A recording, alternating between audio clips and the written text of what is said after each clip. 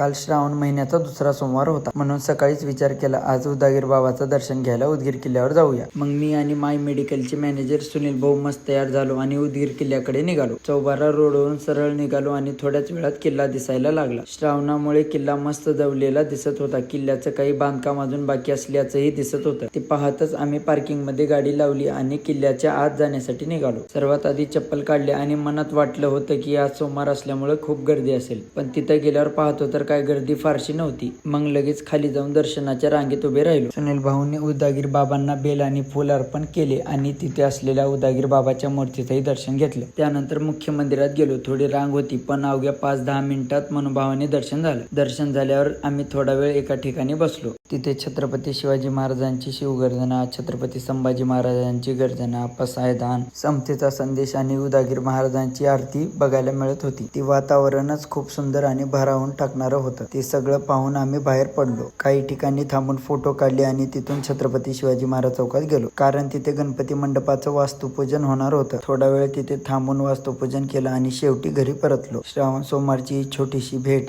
दर्शन, इतिहास आणि भक्ती सगळंच मनाला समाधान देऊन गेलं.